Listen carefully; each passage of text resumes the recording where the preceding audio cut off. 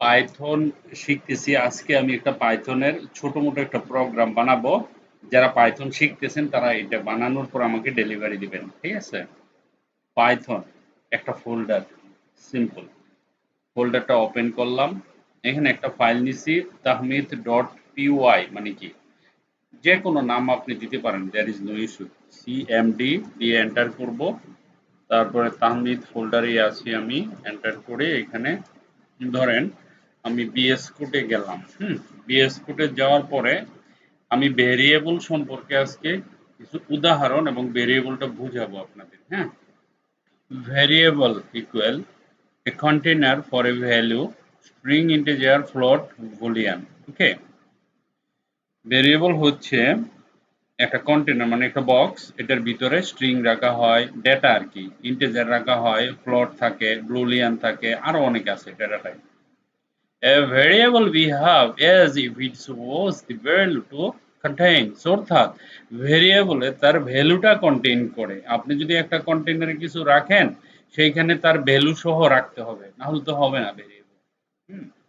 যেমন এখানে variable first name, তার ভ্যালু হচ্ছে তাহমিদ।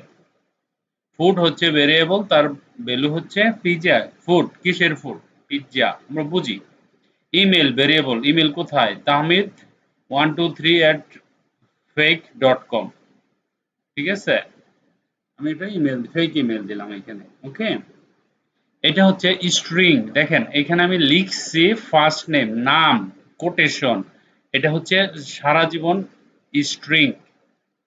ইন্টেজার্স অর্থাৎ আপনি এখানে ইন্টেজারও বলতে পারেন, NUMBER নাম্বারও বলতে পারেন, একই জিনিস। যেমন 1 2 3 4 5 6 7 8 9 0, এই কয়টাই হলো ইন্টেজার এক কথায়। তো আপনার তাহমিদের বয়স 14। হ্যাঁ, আর স্টুডেন্ট হচ্ছে quantity 3, number of quantity 3, pizza কয়টা? পিজ্জা 3টা পিজ্জা। তাহমিদ 3টা পিজ্জার অর্ডার দিচ্ছে। ঠিক আছে, নাম্বার অফ স্টুডেন্ট কত? 30টা। ওকে, তারপরে আমরা জানি যে এটা হলো নাম্বার 1 2 3, দেখেন সবগুলো নাম্বার দিয়ে, আর আগে লিখছি এটা হলো স্ট্রিং আর এটা হলো নাম্বার বা ইন্টেজার। আর ফ্লোট কি? নাম্বারের মধ্যে দশমিক থাকলে এক কথায় ফ্লোট হয়, এটা আর জানেন আপনারা। আর বুলিয়ান, হ্যাঁ সত্য মিথ্যা, ইয়েস অথবা নট। এই জিনিসগুলি যে ভেরিয়েবলটা আমি ধরলাম, মান ধরলাম, ধরে এখানে সাজাবো প্রোগ্রামেটিক্যাল ভাবে। প্রিন্ট লিখবেন, প্রিন্ট লিখে ব্র্যাকেটের ভিতরে লিখবেন এফ হ্যালো, সেকেন্ড ব্র্যাকেটের ভিতরে ফার্স্ট নেম। ঠিক আছে, তো এখন আমি তো এখানে ভেরিয়েবল ধরছি ফার্স্ট নেম তাহমিদ, এখানে এই লাইনটা প্রিন্ট হবে হ্যালো তাহমিদ। দ্বিতীয় লাইনে প্রিন্ট ইউ আর এজ মানে 14, you are 14 years old, automatic চলে আসবে। Print f your GPA is your GPA is এত, কত পয়েন্ট যাবে সেটা, কত পয়েন্ট? ধরেন ওর জিপিএ হলো 3, না ধরেন আমি এখানে দিলাম 5.0। ঠিক আছে, 5.0 এটা দিলাম, তার জিপি হচ্ছে 5। ওকে, তো এখানে কি আসবে? ইউ আর এইজ এত, ওকে ইউর জিপিএ ইজ এত, মানে এখানে খালি ওই সংখ্যাটা বসে যাবে। ঠিক আছে, 5টা বসে যাবে।